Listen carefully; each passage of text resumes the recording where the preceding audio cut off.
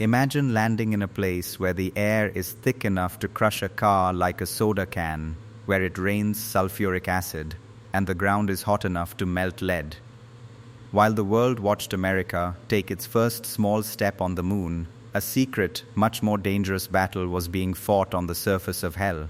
This is the forgotten story of the Soviet Union's suicide missions to Venus, the planet that eats metal for breakfast. How did a small team of scientists manage to photograph a world that destroys everything it touches? Let's step into the golden clouds of our most terrifying neighbor. Hello and welcome. If you're new here, welcome to Amazing 5. The story begins in the 1960s, a decade defined by the Cold War. The United States and the Soviet Union were locked in a race, not just for power on Earth, but for dominance in the stars. While NASA focused its energy on the Apollo missions to reach the moon, the Soviets turned their eyes toward a more mysterious target, Venus. For centuries, poets and scientists called Venus Earth's twin. It was nearly the same size, had a similar gravity, and was shrouded in beautiful, thick, golden clouds. People dreamed of what lay beneath those clouds. Some expected tropical jungles, others imagined vast oceans or even advanced alien civilizations. The Soviet leadership saw an opportunity. If they could be the first to pull back the curtain on this mysterious world, they would be the undisputed kings of space. But the Russians were about to learn that Venus was no twin. It was a monster. In 1961, they launched Venera 1. It was a marvel of engineering, but space is a cruel teacher. 7 days into its journey, the probe went silent. It drifted past Venus, a billion-dollar piece of space junk, never to be heard from again. 4 years later, Venera 2 suffered the same fate. These became known as the ghost missions, silent messengers lost in the void. But the Soviets didn't believe in giving up. In March 1966, Venera 3 finally did the impossible. It physically touched Venus. It was the first time in human history that a man-made object had reached the surface of another planet. However, there was a problem. The probe's communication system failed during the descent. It hit the ground hard and fast, leaving the scientists with no data, no pictures, and no answers. The mystery only grew. Why were their machines dying? They sent Venera 4 with a more rugged design.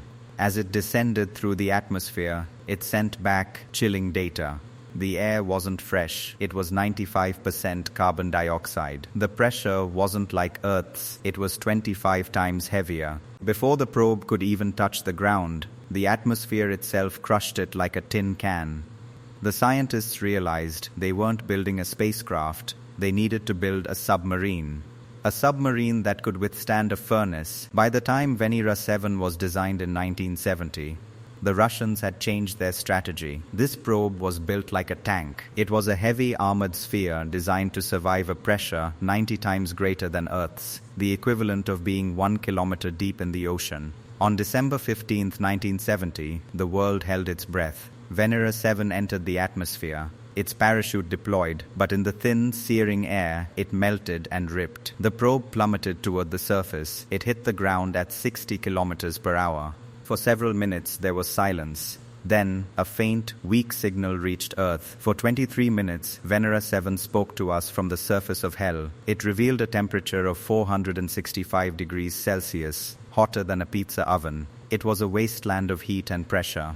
But the scientists wanted more. They wanted to see.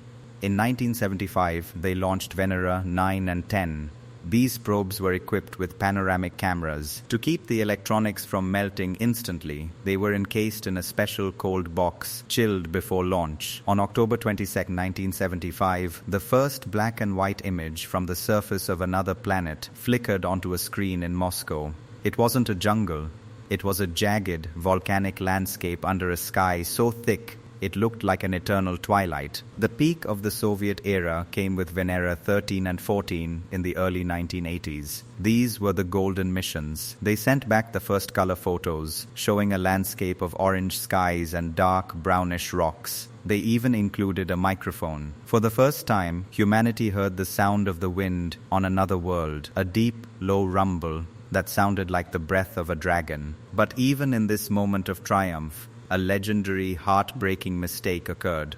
Venera 14 carried a specialized mechanical arm to test the hardness of the Venusian soil. The plan was perfect, but as the probe landed, its protective camera lens cap popped off and fell to the ground. In a 1 in a billion stroke of bad luck, the cap landed exactly where the testing arm was supposed to strike. Instead of measuring the ancient soil of Venus, the $1 million instrument spent the rest of its short life measuring the hardness of its own lens cap. Eventually, the Soviet Union stopped going to Venus. The planet was simply too hostile. Every probe they sent died within 2 hours, melted and crushed by the environment. To this day, the remains of the Venera fleet sit on that scorched surface, silent monuments to human curiosity. Russia's missions to Venus remind us that the universe isn't always welcoming. Sometimes it's a furnace, sometimes it's a nightmare. But because of those brave metal suicide travelers, we no longer have to wonder what lies beneath the golden clouds. We know. We have heard the wind, seen the rocks, and measured the heat. And we know that while Venus may be our twin in size, Earth is the only one with a heartbeat.